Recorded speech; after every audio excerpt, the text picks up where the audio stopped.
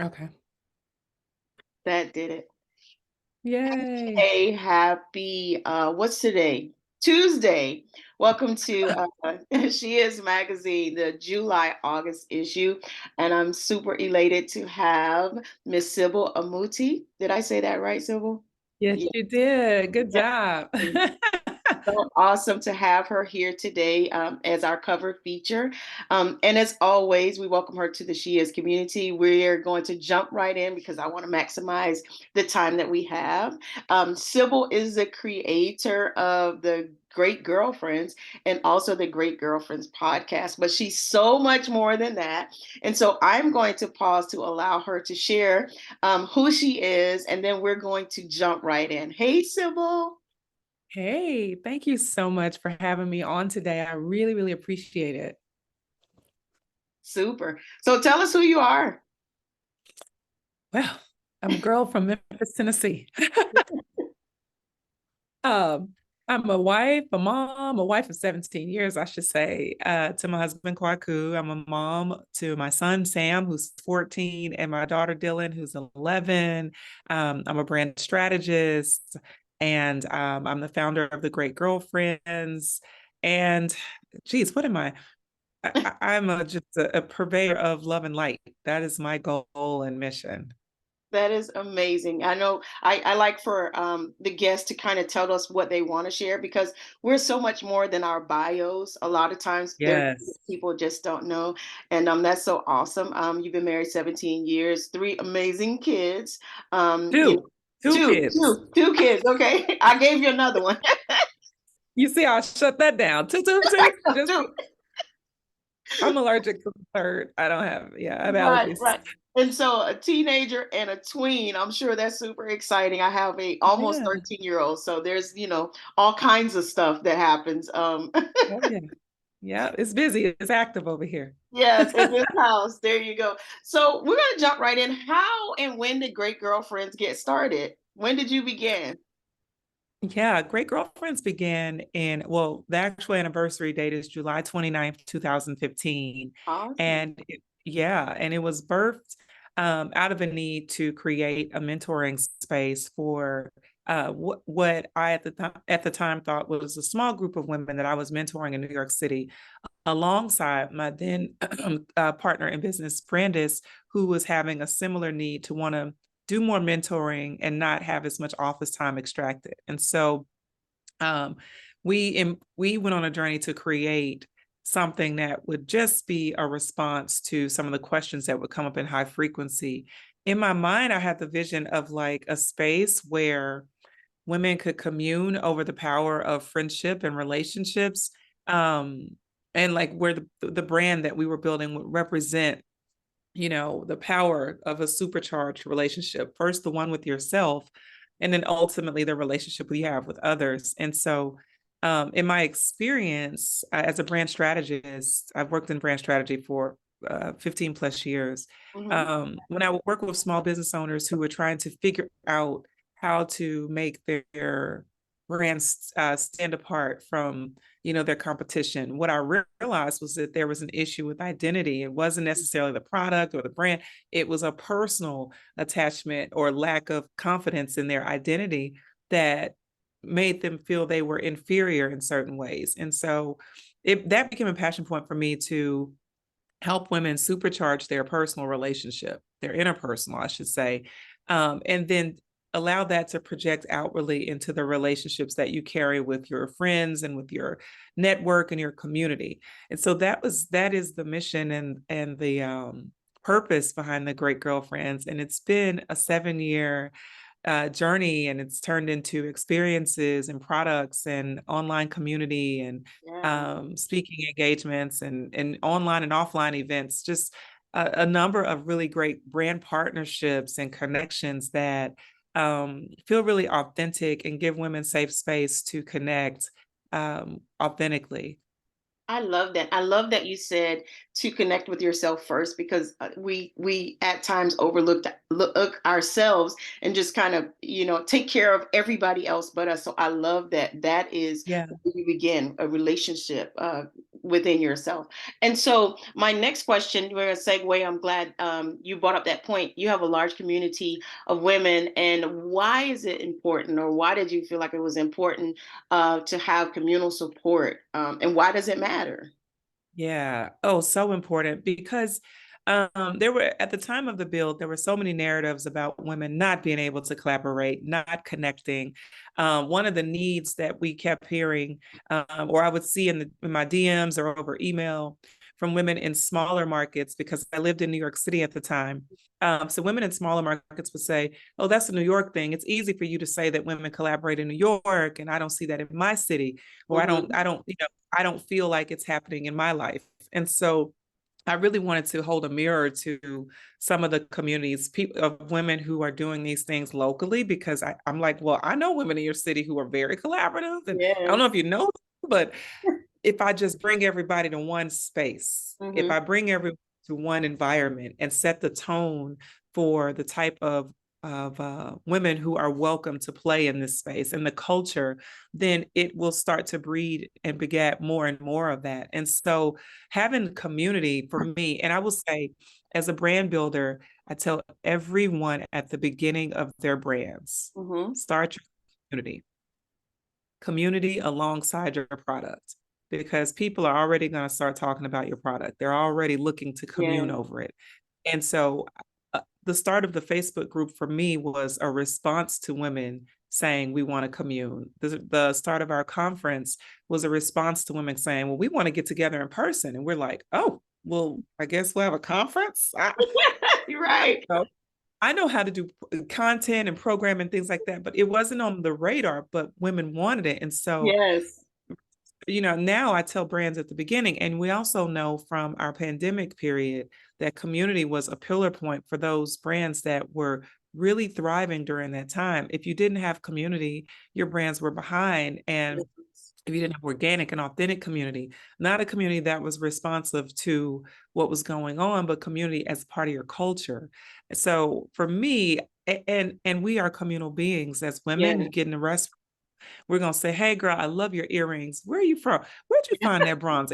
Get you. We're gonna help you fix your dress. We're Yeah. gonna talk about kids, our families. We are We do it at work. We Mm-hmm. do it in every space. Our goal as humans is to commune and create an ecosystem.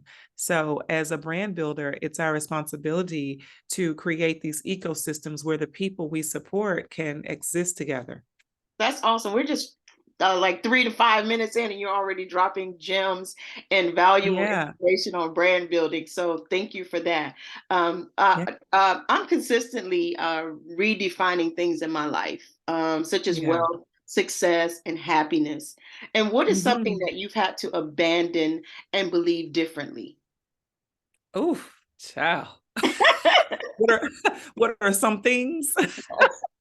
Something you want to share. Okay. Oh, my goodness. There's so many, but because I think we're in a constant evolution. Hmm. And many moons ago, I gave myself permission to evolve. And that was for me to say, if something is not serving where you're going, you have the freedom to release it, even if it was good for yesterday, even if it was good for all the people in your life. If Yes. everybody, if it's not good with you, if it doesn't settle well with your soul, then give yourself the permission to evolve. And so for me, in that permission to evolve was also the freedom to release the weight of or responsibility of titles. And so Ooh, um, as a it's wife, good. I can't, right? Because titles come with so much weight and responsibility depending on how you carry them. And so, like in the example, my mother is a wife; she's a widow now. And I was surrounded by wives my entire life, and Mhm, I came into marriage already under the umbrella of wives, and so I could either define my marriage according to the way they mhm. did their wifeship, or I could redefine it according to what was important for our structure as a family. And so, as a woman, and that's a mother. Mhm. As moms, every mother has something to say. If you're nursing, they got 10 tips. If you got a baby with eczema, they got 20 tips. If your baby got cradles cap, all the things. All of it. Winter baby, mom's always got something to say. They got something to tell you. Rice milk, they have every solution, right? Yeah. But those always work for you and your life and your baby, and how to put them to sleep and how to raise them and the rules. So everything comes with a rule book. Every title comes with an operating manual, right? Mm. And that manual is customized by the ancestry of women or people who have held that title and are leaving you notes. Some are applicable and some are not. That's And good. yeah, and so you have to really, as you sit in a title, decide what's applicable for your model, your Mhm. quality of life, your value system, and what's not. And so, as a wife, as a mother, and then as a woman in my career, I had to decide that I was not my title when people wanted to call on me according to my title Mhm. and leave my humanity behind. I had to stop and go, wait a minute, I'm more human than Yeah. anything. I will live and die a human. My title will not be on I'm gonna get cremated. It's not gonna be on my urn. My title it's not my title will none of that stuff will be the Will thing. It matter. will be how well I loved people and how much I connected and how genuine I was or generous and how I lived out my values. So I decided um that in my purpose, I would release myself from the responsibility of owning that title. Mhm. It's a function of who I am, but it's not a part of my identity.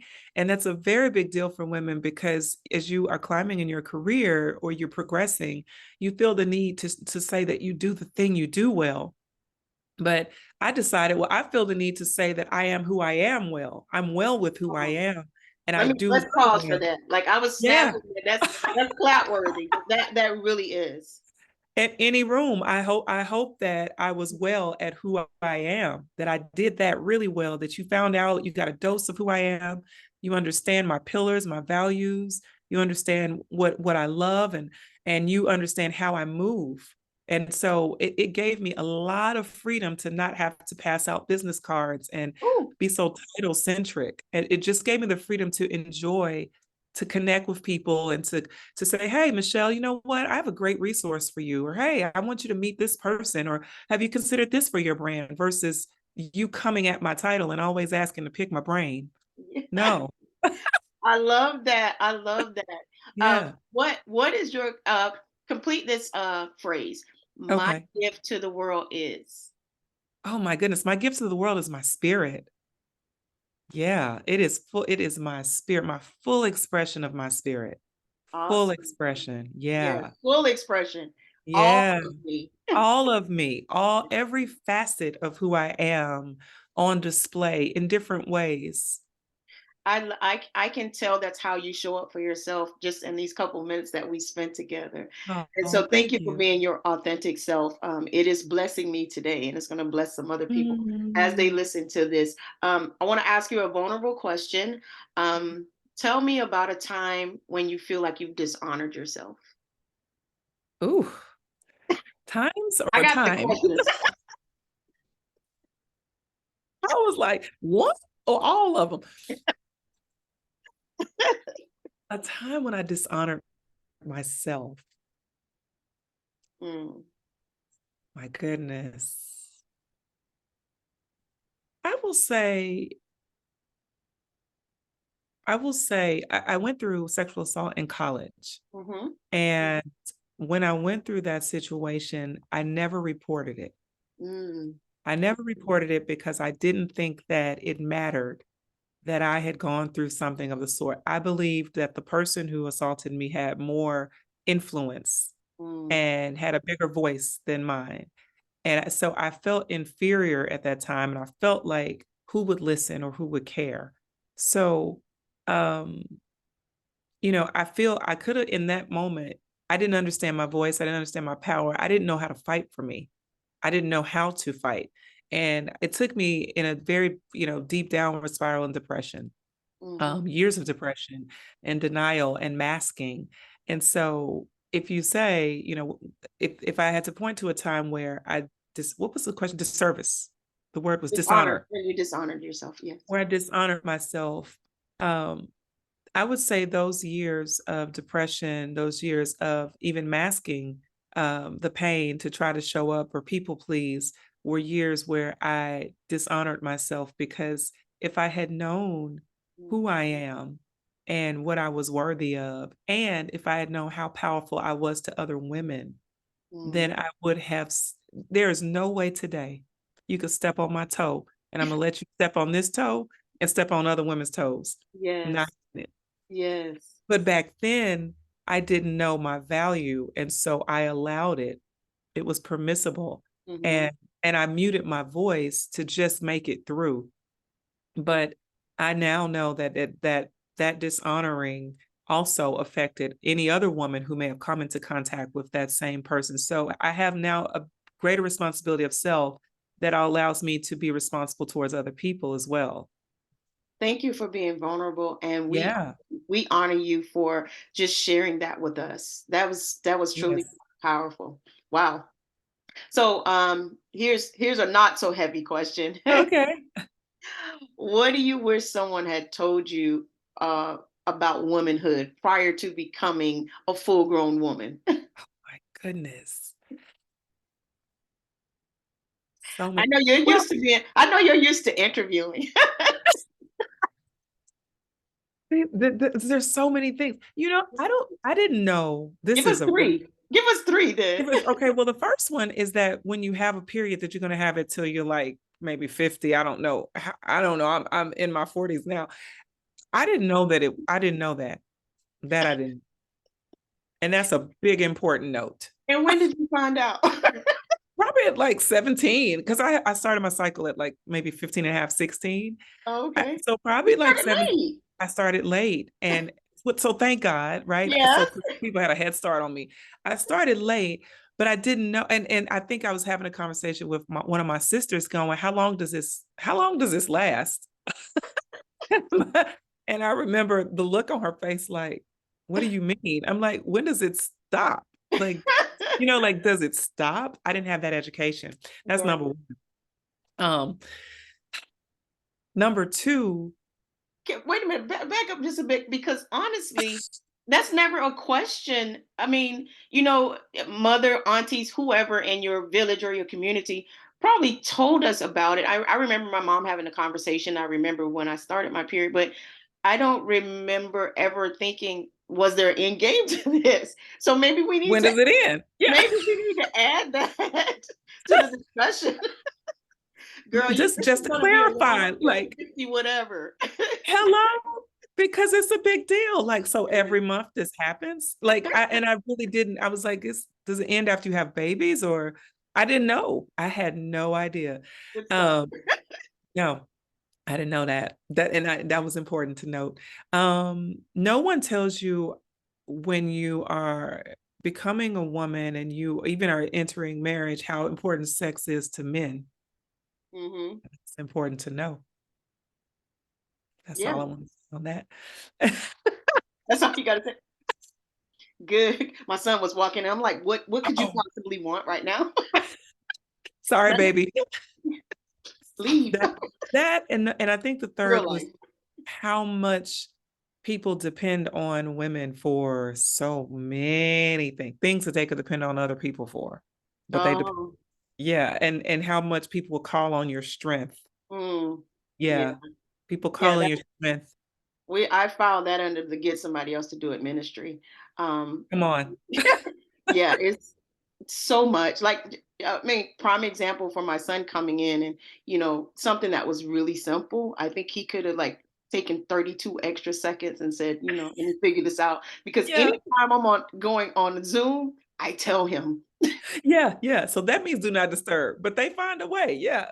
that part. So where are the chips, Mama? They want to know, like, did you go to Costco?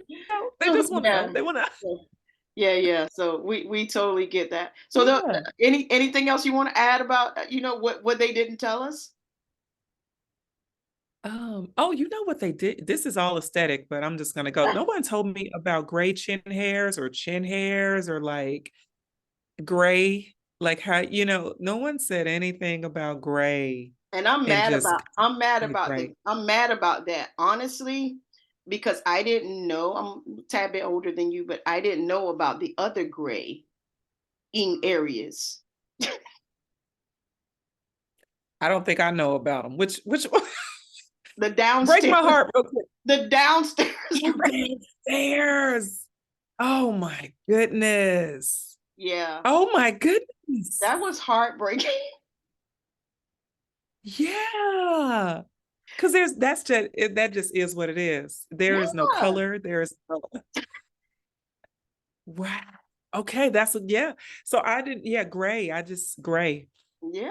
That's gray. a, that's a And that's a apparently, thing. like with yeah, with Chin Harris, I mean, this is probably far off beat for the interview, but that runs in the genetic of your family. That's in your history. So your grandmother probably had a chin hair too, and then they show up and they're strong. And no one told me See, I don't. how mighty. That's not my struggle. Simple. It's the other gray hair. See, we need a whole movement to just talk about these things. I had an eyebrow go gray. I was like, wait a minute, you want to be Right, gray? Like, what in right, the world? So those are things that I think should have been a full. I mean, there's nothing we can do about it, but just let right. me know that I'm going to walk into that. I think that would have been a really big help. Other things I feel like, are motherhood related, just that in the stages, there's so many changes Yes. and they just get different. They don't get better. To me, they just it's not like it's worse, don't get me wrong, For but sure. the schedule was complex when they were minis. You weren't sleeping then. Now you sleep different. You don't sleep better because I have a Absolutely. teenager and a Yeah. tween. So I'm sleeping different. But the schedule is just, I mean, they don't drive. So it's just as much Yeah. frequency of meetings and now having a high schooler and an elementary. Well, now Mhm. she's going into middle school. Yes.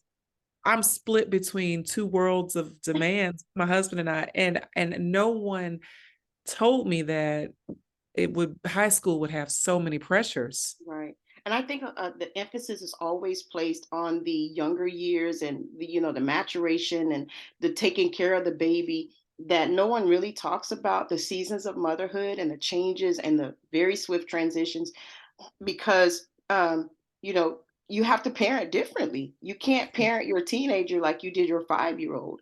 They No. have opinions and they have a voice, and Yeah. parental and mothering styles have also evolved.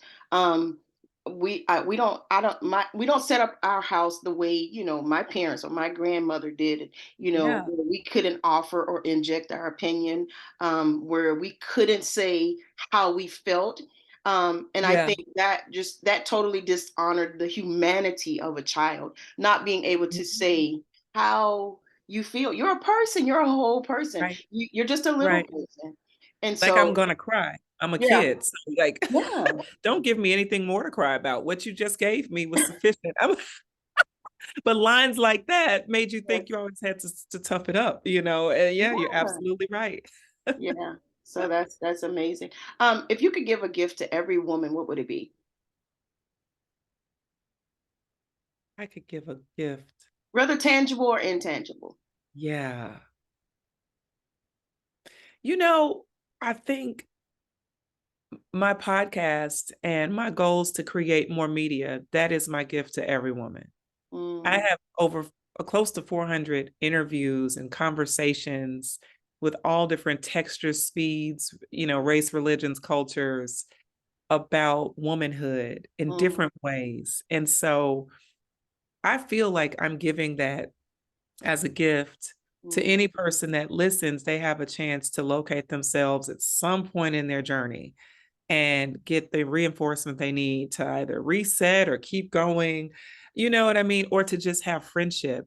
mhm. And so I feel like it's also sisterhood in a bottle. I feel like, Oh, I love you know that. what I mean? If you weren't invited to a certain table, here's the table. If you felt inferior to listen to or hear from certain women, here they are. Mhm. Or if you ever felt like you were alone, you have a connection place and space. So I feel like that is um, and will continue to be a gift that I offer to everyone because every woman can access it. Every woman can access it. And thank you to anyone who's ever listened because it does really Yeah, well. But that is my gift. that's amazing. I Yeah, love that's that. my gift. Because Yeah, I can't be everywhere, but yes, isn't it great that media can go everywhere? everywhere. Someone's Absolutely. going to watch this interview in China or in Australia, in Africa. Exactly. You know what I mean? And they're going to be Yes. touched by you. So it's a gift that you open up the space and then you offer it to people. Gotcha. So we're at the last question of our interview. I have enjoyed our time Me immensely. too. And so I did an interview with Judge Lynn Toller, and Ooh, I love her. yes, love her. She was a hoot. She was Okay. wonderful. We call her auntie at this point. And so I her book Letters to Sonali, she says in the book, I've met myself a million times.